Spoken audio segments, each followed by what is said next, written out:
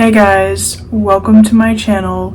Recently I was doing some secondhand shopping, and while I was looking at the books, I stumbled across this, and I was immediately hit with a wave of nostalgia because this series, Allie Finkle's Rules for Girls, was a monumental part of my childhood. This was one of my absolute favorite series, and I loved these stories so much, and I was instantly taken back. And I had to go buy all of the books virtually so that I could reread the series. And honestly, Allie Finkle is an icon. She shaped my childhood in many ways, and going back and reading this series also made me realize a lot of the neurodivergent traits that Allie displayed that I also displayed as a child. That probably should have been a sign that I was neurodivergent, but were unfortunately missed. When you're sitting there reading a book about a girl who has a whole notebook full of society's rules, and you're like, yeah, that sounds like a good idea to remember society's rules, like, maybe it should have been put together a little bit more. Point being, Allie Finkle is an absolute icon, and I've never really done book commentary on my channel before, but I needed to today because we need to talk about the diva and the legend that is Miss Allie Finkle. So for the people who might not be familiar with her, the series Allie Finkle's Rules for Girls is a 6-book series written by Meg Cabot, which features 9-year-old Allie Finkle as she navigates some of life's challenges that the 4th grade has to offer, and a lot of which she does so by keeping track of rules that are important to know in a notebook, which she obviously deemed Allie Finkle's Rules for Girls. And frankly, even though I'm not 9 years old anymore, I can definitely see why I love this book so much. And I think the way that Meg Cabot wrote this is absolutely amazing. It really sounds like a 9-year-old girl wrote this, and I mean that as the highest compliment. I genuinely think that these books are true to how a girl her age would feel and act, and the problems in this book are very relatable to problems that a girl this age might feel. I always thought that they should have made a movie or a book about Miss Allie Finkle. I think it would have been as big of a hit, if not bigger, than like Diary of a Wimpy Kid or Dear Dumb Diary. It definitely would have been on that level. But so there is 6 books in the series, but for today, since this is the big introduction to Allie Finkle and all the characters, I'm only going to be covering the events in the first book. But if anyone ends up caring about this, if I continue commenting on the books, I might, just do several in one video. So the first book, published in 2008, is called Moving Day, of course. And it features Allie's struggle with the fact that her family is moving into a new house, and consequently Allie has to switch schools from Walnut Knolls Elementary to Pine Heights Elementary. And honestly, even within the first chapter, Allie starts off swinging, because the very first rule, the very first chapter, is called "Don't stick a spatula down your best friend's throat." Allie describes how she was making strawberry frosted cupcakes with her sort of best friend, Mary Kay Shiner, which Allie already wasn't too keen on since one of her big rules is never eat anything red, but because the cupcakes were technically pink, she decided it was okay. Red. I might have known it would be red. It's pink, Mama. Anyways, they're making the cupcakes for Mary Kay's upcoming birthday, but the birthday girl isn't very pleased because her housekeeper and babysitter, Carol, was letting Allie lick the spatula, and Mary Kay wanted to lick the spatula even though she also just got to lick the beaters. And barely a paragraph in, we learn that Allie is really only friends with Mary Kay because she's the only girl who lives on her side of the street that's close enough, so they kind of hang out a lot because of that, especially because Allie is not really allowed to cross the street without an adult present since a kid got hit while riding a skateboard. The reason I bring that up is because it's referenced multiple times throughout this book. And Allie is so funny every single time she describes it. Like, this is one of the rules that she has since the incident.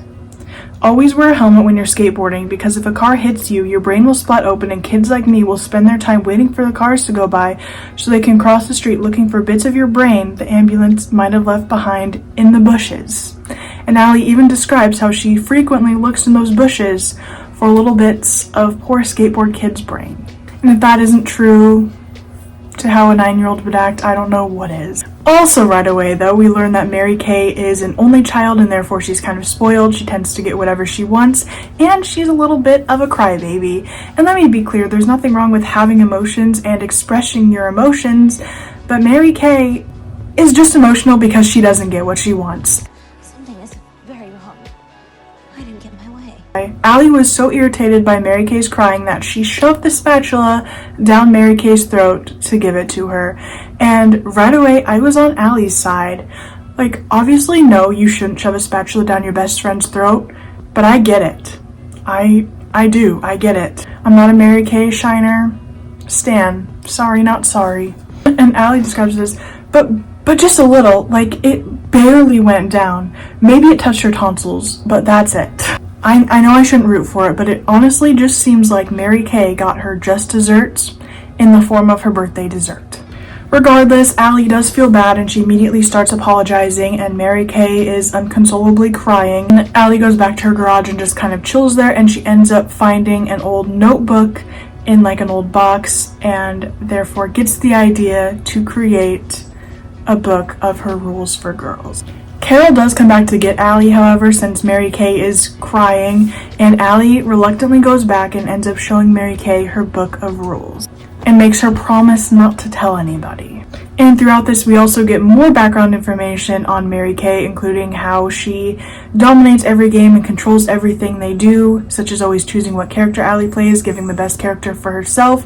They like to play a game called Lions, and Allie always has to be the male lion and crawl around on the rug and like hunt, while Mary Kay gets to be whatever the fuck Mary Kay wants to be.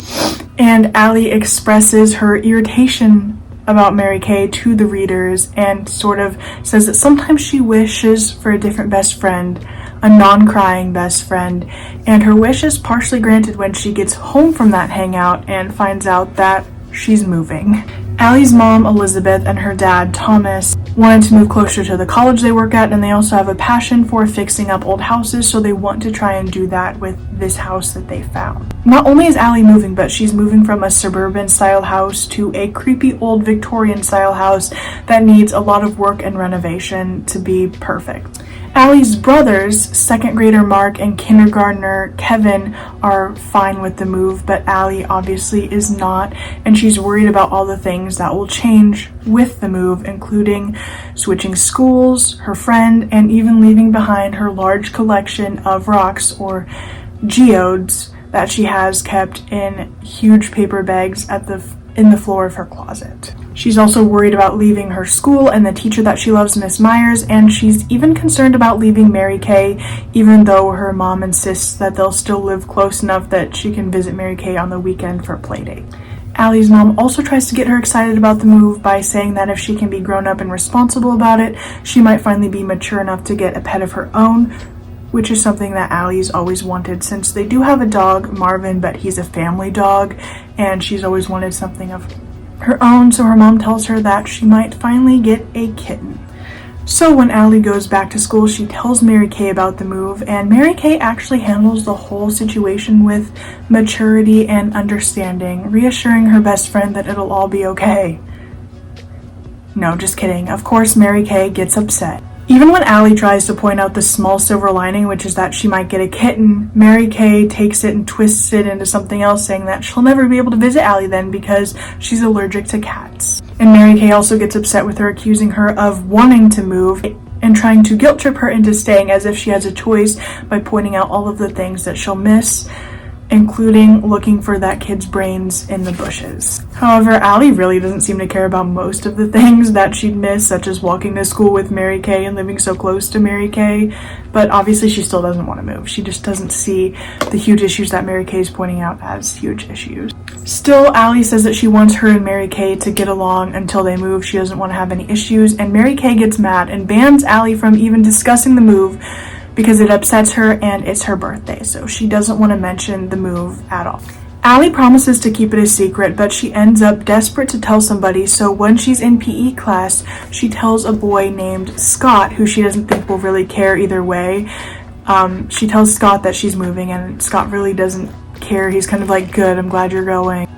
But later, while Scott is taunting Mary Kay, he ends up letting the news that Allie's moving slip, resulting in Mary Kay being mad at Allie for telling the secret. Now, obviously, I don't think Allie should have gone and ruined the secret, but also Mary Kay could have been a little more sympathetic and understanding over the fact that her friend is moving and not just ban her from talking about it, because as much as Allie and seemingly Mary Kay don't want to believe it, the move is happening regardless. So obviously now Mary Kay is mad at Allie, and Allie is not too thrilled that they're driving by their new house to see it after school. But the parents try and make it seem a little bit better by assuring them that they can decorate their rooms how they want and that there's a Dairy Queen so close that they could go there every night for dessert. However, when they do see the new house, Allie ends up seeing a girl around her age outside with an older girl, and she becomes excited. And the new girl ends up introducing herself as Erica Harrington and her older sister, who's a teenager, Missy, or Melissa. And Erica invites Allie to a room to play, where Allie is pleasantly surprised by the fact that Erica doesn't dictate the whole game and control everything, and that she's even willing to play more gruesome games like the dolls getting kidnapped or whatever. But unfortunately, however, Erica's 8th grade brother John bursts in, and he tells Allie that there's something horrible in the attic that the old homeowners left behind, and because Allie's uncle let her watch a horror movie with a zombie hand, Allie pieces together that the horrible thing in the attic must be a zombie hand, which naturally results in her wanting to move even less. And I'll hand it to Allie, even though there's obviously not actually a zombie hand in their attic, she has some common sense. She thinks there's something there and she doesn't want to move, which is more than we can say about most people in horror movies. When we cut back to school, Mary Kay is very clearly still mad at Allie, but another girl from their class, Brittany Hauser, seems to think it's her responsibility to make the two become friends again. So she and then a group of girls she recruited tries to force them to be friends in any way they can, such as like forcing them to try and partner up in PE or little things like that. And Brittany is a girl who Allie is kind of scared of. She's definitely a bit of a bully character as well. One of Allie's rules is essentially to just do whatever Brittany says because she's kind of scary and she has a horrible temper. Allie is confident in herself though that she won't be moving and she can conduct a plan to not move, so she doesn't think it's a huge rush to try and mend the friendship. But she still was willing to let the friendship be mended, but Mary Kay was not. You know, every time they were tried to be put together, she would just turn and walk away. Despite Allie's disinterest, the family does take the kids up to their new elementary school, Pine Heights, to meet their potential teachers and stuff, and since Allie's mom and dad are taking Mark and Kevin to meet their teachers, it's the principal who accompanies Allie to the classrooms that she might be a part of. There's 2 4th grade classes. One is Miss Danielson's, who she meets first, and she's very uninterested in being a part of that class because, as she describes Miss Danielson, she wears her hair in a bun and is dressed in a boring gray pantsuit. And she hated the way that the classroom was dedicated with thought bubbles all over the room, with words about where stories come from, and Allie even describes the room as something that makes her want to skateboard on High Street without a helmet on. I told y'all, my girl Allie is funny. Fortunately for Allie though, she does really like the other teacher, Miss Hunter, and she's excited to see Erica in that class. And because she knows Erica, when the class is dismissed for recess, Erica asks if Allie can come along and they agree. Erica then takes Allie to this little area behind some bushes where she's introduced to Erica's other 2 friends, Caroline and Sophie, and she's also introduced to the game that they play called Queens, which they're all basically royalty, and they're trying to protect themselves from an evil warlord who wants to marry Sophie because she's so pretty. Allie does end up really having fun with them, although she still is insistent on the fact that they can't move and she wants to prevent that, so she sort of tries to lie to her family and say they were just okay, the school was fine, but she didn't love it. So when her family has an open house for their house, Allie decides to put all of her geodes in the bags in a shelf on her closet so that when the doors open, they'll all come spilling down, and then she believes no one will want to buy the house. And during the open house, Allie is sent on a playdate at Brittany's house, which Allie is okay with at first because even though Brittany isn't best friend potential to her, she has older sisters, so therefore she has every cool toy known to man, and Allie also likes the baked goods that her mother provides. And her mother also got a new cat, a show cat, Lady Serena Archibald, and Allie is clearly excited to see that. However, her excitement is immediately shut down when she walks into Brittany's house and realizes that Mary Kay was also invited, and that the whole thing was another setup from Brittany to try and force the two to become friends. Another girl named Courtney is there as well. Allie does try and smooth things over with Mary Kay, and she insists that obviously she didn't mean to tell the secret, but she really can't do much about it. Mary Kay's still angry. Mary Kay decides that she wants to go home, but Brittany decides that nobody is going home, and she gets angry, and so everyone agrees to stay. Then Miss Hauser, Brittany's mom, then leaves to take one of Brittany's older sisters somewhere, so Brittany insists it's time to go up to her room and play, to work on mending Allie and Mary Kay's relationship.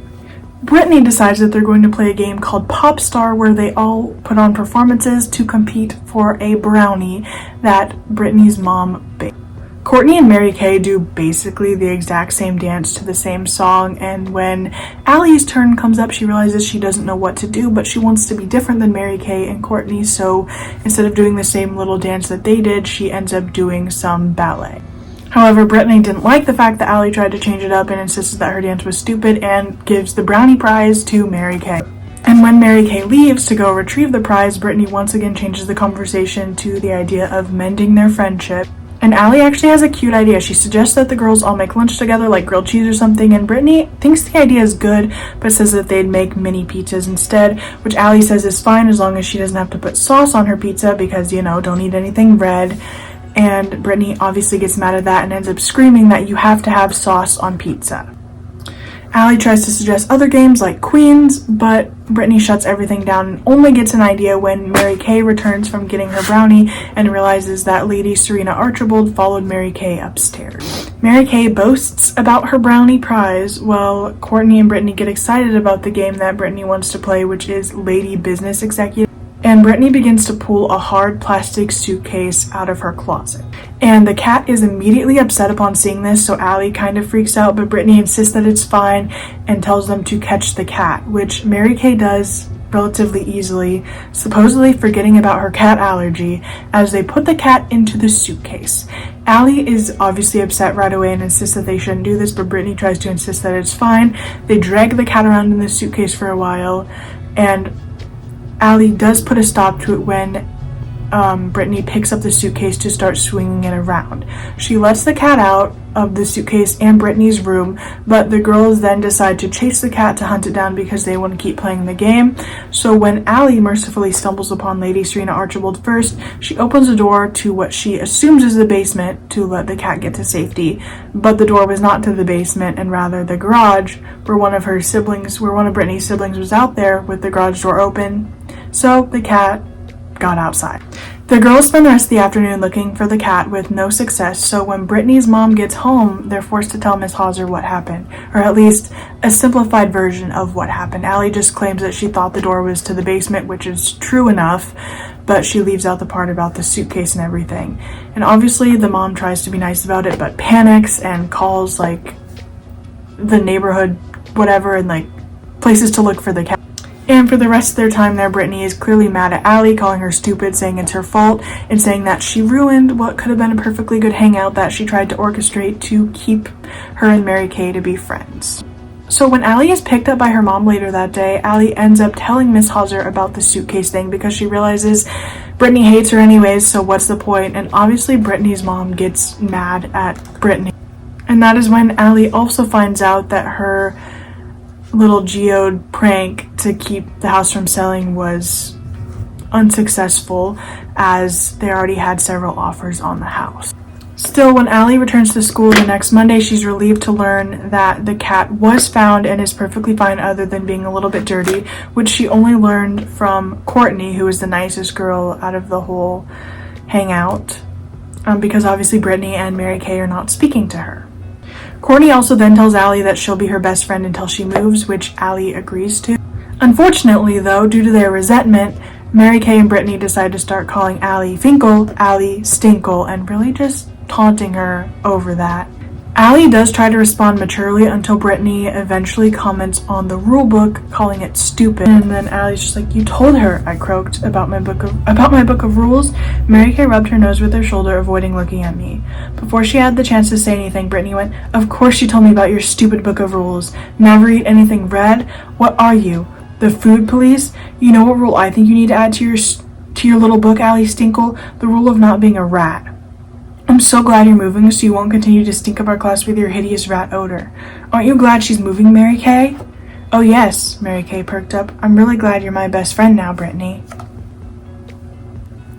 The same boy she told was moving, Scott, then overhears and asks about the book and if there are any rules about him, to which Allie just kind of replies, "Yeah, to stay away from you."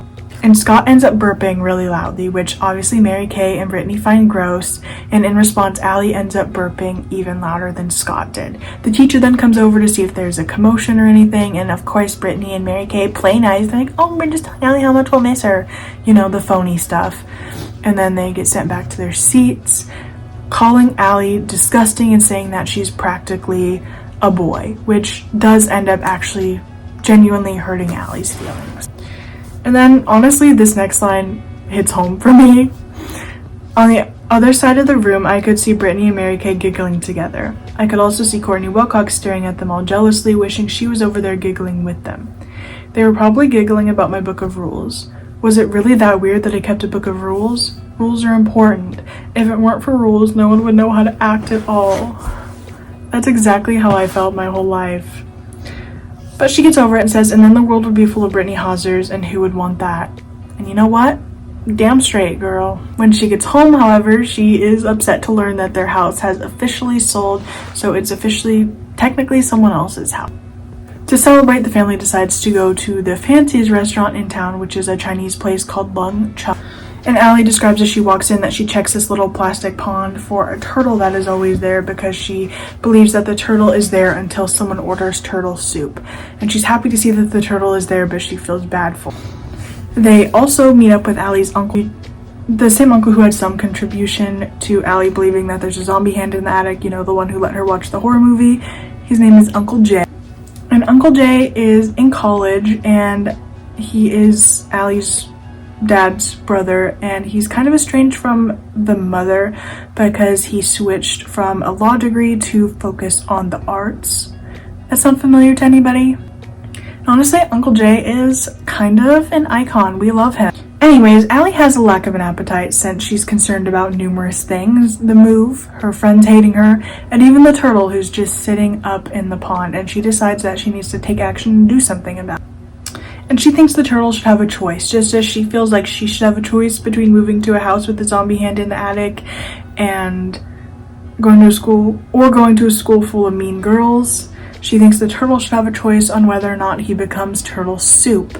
And so she slips away to the bathroom and grabs the turtle on the way out.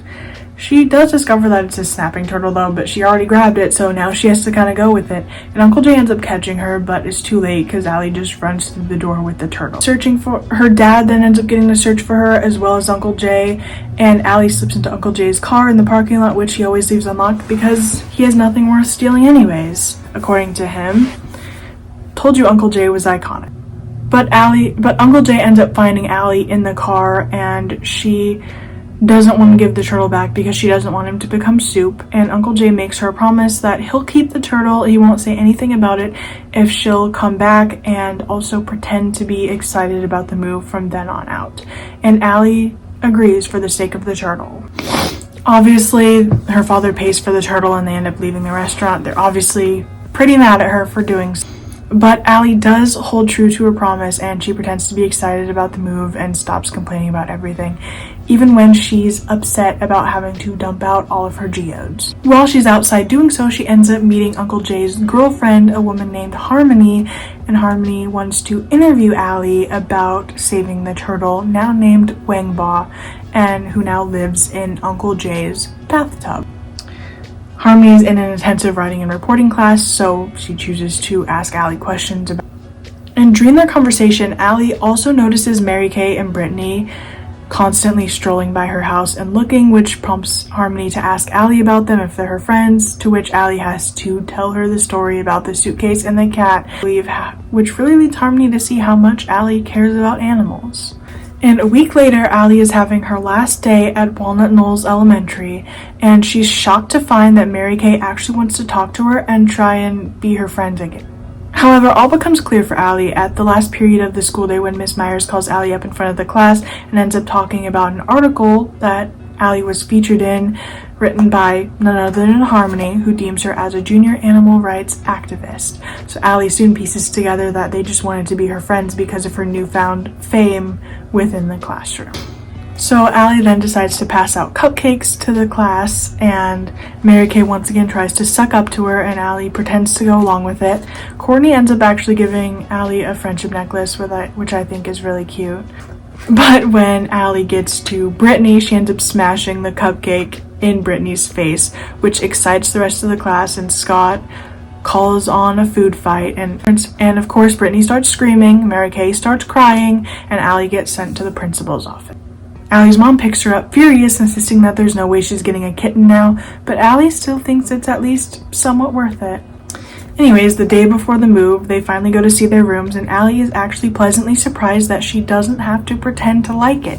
She actually really likes the way the new house is starting to look, and it's not as scary. Although she does express her sort of upsetness over the fact that she will no longer be getting a kitten, although Uncle Jay insists that Elizabeth, Allie's mom, will change her mind.